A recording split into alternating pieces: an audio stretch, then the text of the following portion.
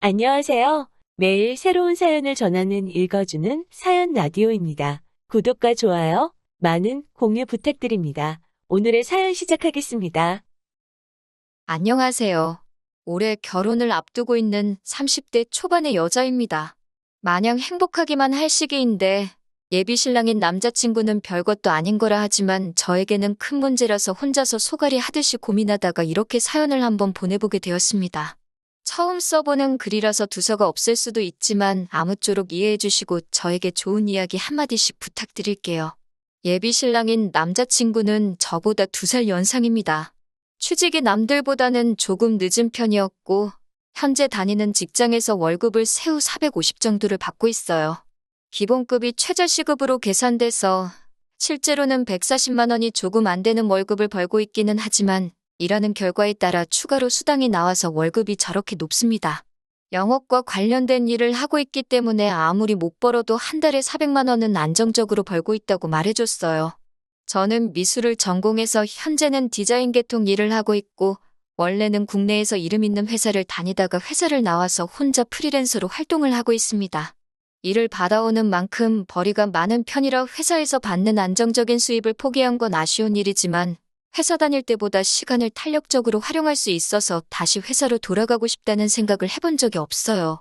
벌이는 평균적으로 한 달에 300만 원 근처를 오고 가고는 있지만 말씀드린 대로 시간을 엄청 탄력적으로 활용을 하고 있는 상황이고 제가 조금만 더 욕심낸다면 남자친구가 벌어오는 돈만큼을 저도 벌어올 수 있습니다. 다만 저는 일도 일이지만 제 인생의 경험도 소중하다고 생각하기 때문에 돈을 조금 포기하고 저의 자기계발을 위해서 시간을 따로 쓰고 있는 상황이고요. 아무튼 결혼 이야기가 처음 나오고 나서 어디서 시작을 해야 할지 어떻게 시작을 해야 할지가 가장 큰 이야기였어요. 제 벌이가 들쑥날쑥하지만 남자친구도 제가 마음만 먹으면 자기가 벌어오는 만큼이나 그 이상을 벌 수 있다는 걸 알고 있었습니다. 한 달에 벌어오는 월급이 서로 비슷하다는 전제하에 각자 결혼을 위해서 돈을 얼마나 모았는지 물어보게 되었어요. 저는 대학 졸업하고 곧바로 취직을 해서 사회생활을 한 기간도 길었고 그 경력을 바탕으로 프리랜서 전향을 했던 것이기 때문에 모아놓은 돈이 그래도 꽤 많은 편이었어요. 프리랜서로 전향했을 때 수입이 없어질 수도 있다는 걸 대비해서 조금 무리해서 돈을 모았었거든요. 그래서 저는 결혼을 앞두고 7천만 원이라는 금액을 모아둔 상태였습니다. 남자친구가 모아놓은 돈은 제가 모아놓은 돈의 반도 되지 않았어요.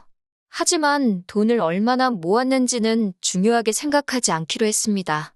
다 각자만의 사정이 있는 법이고 남자친구가 저보다 나이는 많을지언정 사회생활 기간은 짧으니 당연히 돈을 덜 모았을 수도 있다고 생각했거든요. 중요한 건 지금 한 달 벌이가 나쁘지 않다는 것과 앞으로 둘이서 같이 모아갈 돈이 중요하다고 생각했어요. 각자 모아놓은 돈을 합치면 아파트까지는 아니어도 적당한 빌라 전세로 시작을 할 수 있었거든요. 남자친구도 빌라에서 전세로 시작하는 데에는 별다른 이견이 없었습니다. 서로의 연봉을 대충이나마 알고 있기 때문에 못해도 5년 뒤면 대출 끼고 30평대 아파트로 이사를 갈 수 있을 거라는 계산이 섰기 때문이에요. 그래도 각자 꽤나 괜찮은 돈을 받으며 일을 하고 있기 때문에 남자친구나 저나 서로 부모님께 지원을 받을 생각은 없었습니다. 그런데 지원을 받지 않으려는 이유부터가 서로 다르더라고요. 저 같은 경우에는 어렸을 적부터 아버지께서 중국 쪽에서 물건을 수입해오는 사업을 하셨고 그 사업이 잘 되는 편이어서 유복한 가정에서 자랐습니다. 여유가 있는 집이었기에 미술도 어릴 적부터 시작할 수 있었던 것이고요. 그런데 제가 중학교를 들어갈 때쯤부터 해서 아버지 사업이 조금씩 휘청거리기 시작하더니 정말 쫄딱 망했다고 해도 무방할 정도로 어려웠던 시절이 있었습니다.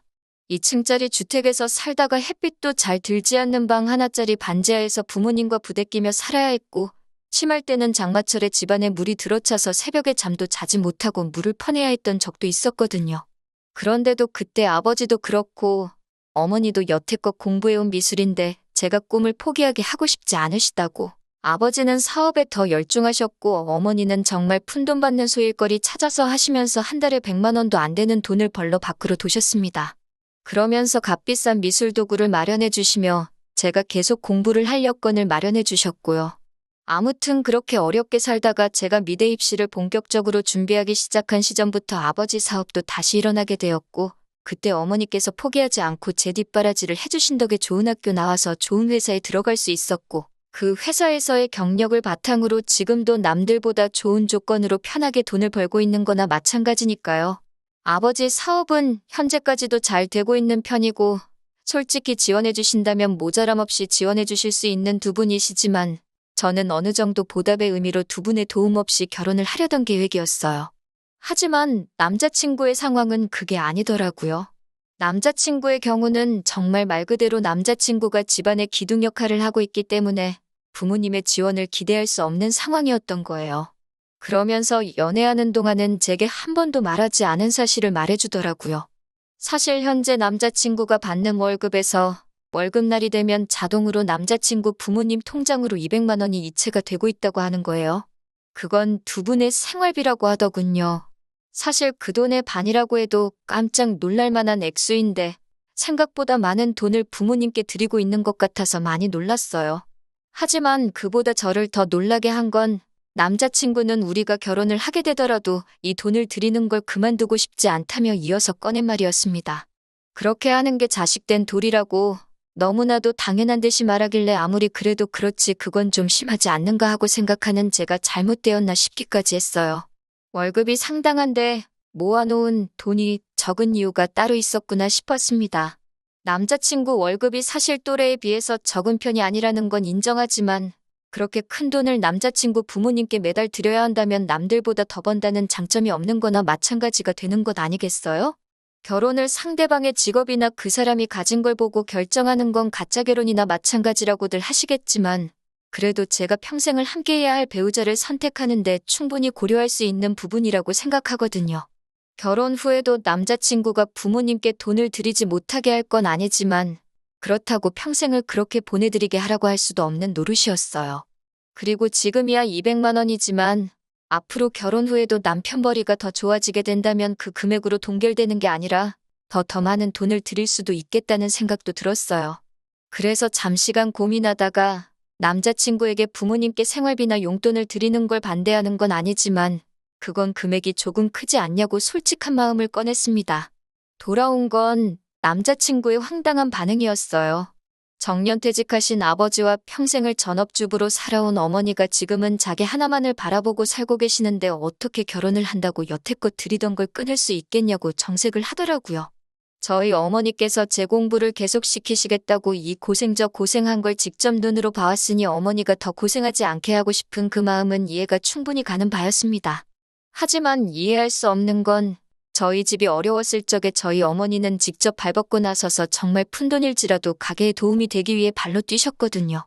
그런데 남자친구의 부모님은 굴곡 없이 안정적으로 직장 생활을 하셨다지만 아무리 그래도 아직 장가도 안 간 자식에게 생활비를 그만큼씩 부담시키신다는 게 이해가 가질 않았어요.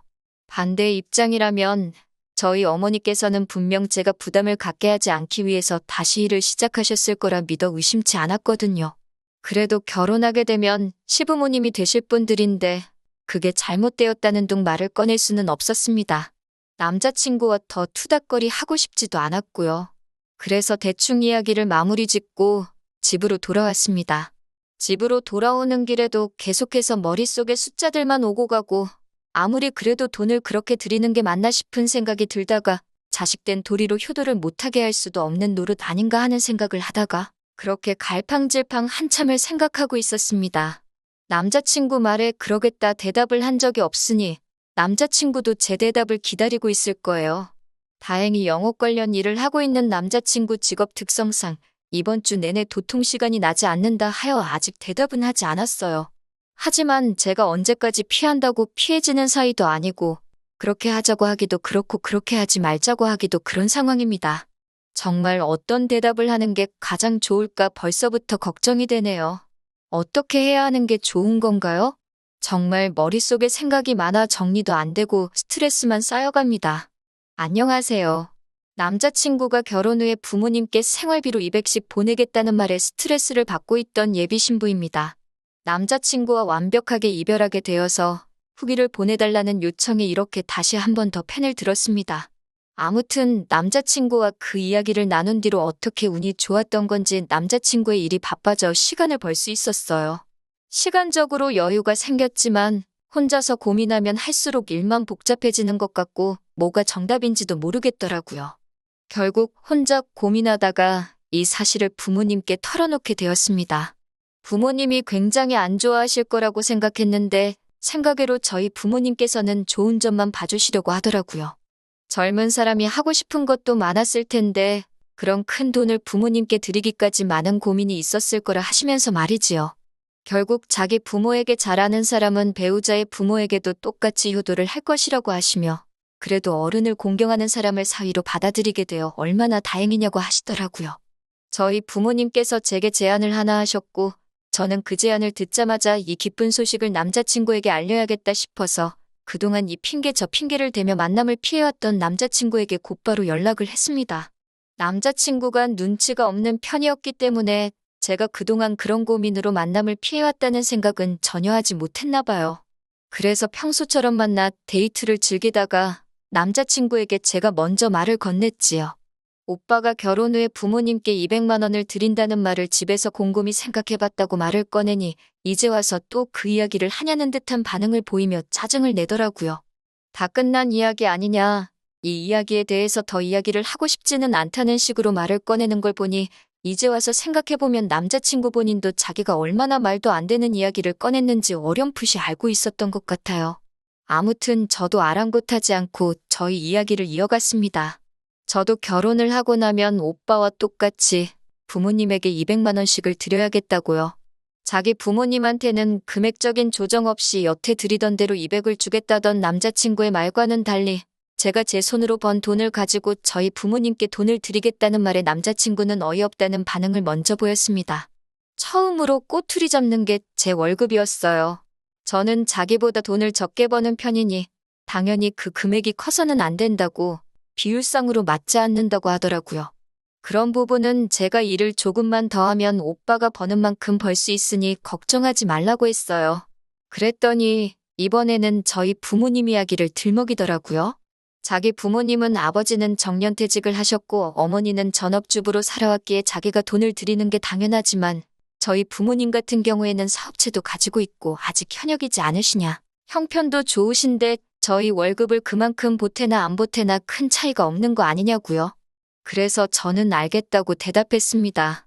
그리고 저희 부모님께서 하신 제안을 남자친구 앞에 꺼냈어요. 오빠가 부모님께 잘 하고 싶다는 말을 듣고 우리 부모님께서 집을 지원해 주시기로 했다고요. 그래서 집을 그냥 받는 대신에 오빠가 부모님께 주는 만큼의 돈을 저도 드리고 싶어서 꺼내본 이야기다 말해줬어요. 그랬더니 오빠는 당장에 한 달에 200만 원씩 드린다는 이야기를 저희 부모님과 이미 이야기를 나눴는지 물어보더라고요. 그런 이야기는 따로 나눈 적이 없다. 돈을 드리는 건 순전히 나 혼자만의 생각이다 이야기를 하니 안도의 한숨을 내쉬더라고요. 그러자 오빠는 저희 부모님이 여유가 돼서 집을 해주신다는데 너가 그런 큰 금액을 드릴 이유가 뭐가 있겠냐고 하더라고요. 요즘 100세 시대라는데 200만 원씩 40년을 드리면 1년 12달에 40년, 그 돈만 해도 10억이 가까운 돈이라면서 말도 안 되는 소리라고 하더라고요. 그 돈이면 그냥 대출받아서 10억짜리 집을 사고 말겠다 하면서 저보고 계산을 못한다는 식으로 말을 하더라고요. 솔직히 어이가 없었습니다. 제가 그렇게 말을 꺼낸 것도 남자친구를 떠보기 위해 꺼낸 말이었는데 100세 시대 운운하면서 말도 안 되는 계산을 하는 게 어이가 없었어요. 남자친구 계산이 틀린 건 아닌데 그 계산대로라면 남자친구는 자기 부모님한테 10억을 주겠다고 저한테 이미 선언한 거나 마찬가지잖아요? 저는 집이라도 받아오겠지만 남자친구는 그냥 생 돈을 부모님께 그대로 드리는 거나 마찬가지였으니까요. 이미 남자친구가 저희 부모님께 돈을 드리는 게 말도 안 된다는 식으로 처음 말을 꺼냈을 때 이미 이 남자와 결혼하겠다는 마음을 정리했어요. 저희 부모님의 제안을 마음을 정리한 뒤에 말한 것도 정말 어디까지 썩어빠진 거 지근성을 가지고 있나 떠보기 위함이었지요. 그런데 정말 제가 별소리 없이 부모님이 집을 해주신다는 제안까지 말을 해줬으니 아주 저부터 저희 부모님까지 호구 중에 호구를 잡았다고 생각했던 것 같아요. 자기가 하는 효도와 제가 하는 효도가 조건상으로는 똑같은데 부모님의 형편 따라 달라진다고 말하는 게 어이가 없었습니다. 그래서 저는 남자친구에게 저희 부모님이 해준 마지막 제안을 해줬어요. 내가 결혼하면 우리 부모님은 아마 은퇴를 하시게 될 것이며 아버지가 하고 계신 사업체는 나에게 물려주기로 되어 있지만 나는 미술 쪽 일을 그만두고 싶은 생각이 없다고 했다고. 그랬더니 아버지가 그러면 나와 결혼할 상대방에게 사업을 물려주면 어떻겠냐고 제안을 했다고요. 그때부터 남자친구의 눈동자가 흔들리기 시작했어요. 남들 비윗장 맞춰가며 하는 일에 실증도 많이 나 보였었는데 아버지가 사업체를 물려줄 수도 있다는 말에 관심이 가기 시작한 것이죠. 남자친구는 정말 벅차오르는 듯한 표정을 숨기지 못하면서도 그 상황에서는 한번 튕기더라고요. 아마 그때까지도 구구절절히 남자친구에게 유리한 제안을 계속해서 꺼내고 있으니 제가 마치 자기 아니면 다른 사람을 만날 생각도 없고 자신과 결혼하려고 환장한 여자라고 생각했나 봐요. 자기가 어떻게 그 사업을 곧바로 물려받겠냐며 우리가 결혼을 하고 나면 자기가 지금 다니는 회사를 그만두고 아버지 회사로 들어가서 일을 배우는 게 순서가 아니겠냐고 하면서요. 그러면서도 그렇게 자기에게 유리한 제안을 들려줬는데도 끝까지 부모님 용돈 드리는 이야기에 대해서 다시 생각해보려 하는 모습은 하나도 없더군요. 그때 남자친구와 결혼할 생각이 싹 사라지기는 했지만 이별의 말을 꺼내는 게 너무 어려워서 아무 말도 하지 못하고 그냥 집에 들어와 버렸습니다. 그리고 남자친구에게 어떻게 이별하자는 말을 꺼내야 할까 하루하루 고민하면서 보내고 있었는데 얼마 뒤 남자친구에게 연락이 왔어요. 언제부터 아버지 회사에 출근하면 되냐고 말이죠. 자기는 지금 회사를 그만두고 오는 길이라고요. 그 말을 듣고 나서야 비로소 저도 닫혀있던 입이 뚫리더라고요. 누가 오빠한테 아빠 회사를 물려준다고 그랬냐 따지니 남자친구가 당황한 목소리로 너가 분명히 장인어른께서 결혼할 상대방에게 회사를 물려주기로 했다고 하지 않았느냐고 하면서요. 그래서 제가 그건 맞는데 왜 우리 아빠가 오빠한테 장인어른이냐고. 오빠랑은 결혼 이야기가 오갔을 뿐이지 아직 양가 부모님도 안 만난 상황이 아니냐고 했어요. 그랬더니 남자친구는 잔뜩 당황한 목소리로 그게 무슨 말이냐고 하더라고요. 그래서 저는 오빠가 자기 부모님한테만 용돈을 드리고 우리 부모님한테는 안 줘도 된다는 그 말을 했을 때 이미 결혼하고 싶다는 마음을 접은 상황이라고? 미리 말 안 해줘서 미안하지만 오빠도 부모님 용돈 이야기부터 회사 그만두는 것까지 나한테 한마디 상의 없이 혼자 정한 거 아니냐고. 김칫국은 오빠가 혼자 마신 거니 그건 제가 어떻게 해줄 수 있는 문제가 아닌 것 같다고. 여태 한 것처럼 오빠 혼자 알아서 북치고 장구치고 다 하라고 말하고는 전화를 끊어버렸어요. 그리고 이렇게 남자친구와는 파혼과 이별까지 하게 되었네요. 당연히 남자친구는 그날부터 저에게 연락해서 자기가 생각이 짧았다고 부모님께 드리는 용돈이고 뭐고 제게 경제권을 넘길 테니 다시 만나만 달라는 식으로 연락이 왔어요. 하지만 저는 고작 그런 돈 때문에 파혼한 게 아니거든요. 자기는 옳고 너는 틀렸다고 하는 그런 내로남불 사상이 결혼 상대로는 적합하지 않다고 생각했을 뿐이에요. 영업직인데다가 요즘 인력난이다 보니 남자친구가 회사를 그만두고 나왔지만 안타깝게도 사직서가 수리되기 전에 다시 다니던 직장으로 돌아갔다는 소식을 들었습니다. 저도 사실 파혼까지만 바란 거지 남자친구가 당장 생계를 잃고 거지꼴이 되는 상황을 바란 건 아니었기 때문에 조금 아쉽기는 하지만 충분히 참교육은 해줬다는 생각이 들어요. 그렇게 끝없이 욕심을 부리다가는 배가 터져버린다는 것을 알려줬으니 다음부터는 정신 차리고 평범한 가정을 꾸린 뒤에 저에게 평생 반성하면서 감사해하며 살아갔으면 좋겠네요. 저는 다시 혼자가 되었지만 속은 오히려 더 후련합니다. 오히려 남자친구를 만날 때보다 스트레스도 덜 받고 좋은 인생을 살고 있는 것 같아요. 개인 시간을 중시해서 일을 조금만 했지만 이제부터는 일도 늘리고 재벌이도 늘려서 다른 사람에게 일단 얕보이지 않는 것부터 시작해보려고 합니다.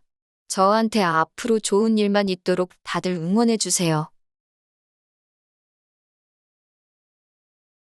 긴 이야기 들어주셔서 감사합니다. 오늘의 사연은 여기까지입니다. 구독과 좋아요, 알람 설정해주시면 앞으로 더 좋은 사연으로 찾아오겠습니다. 감사합니다.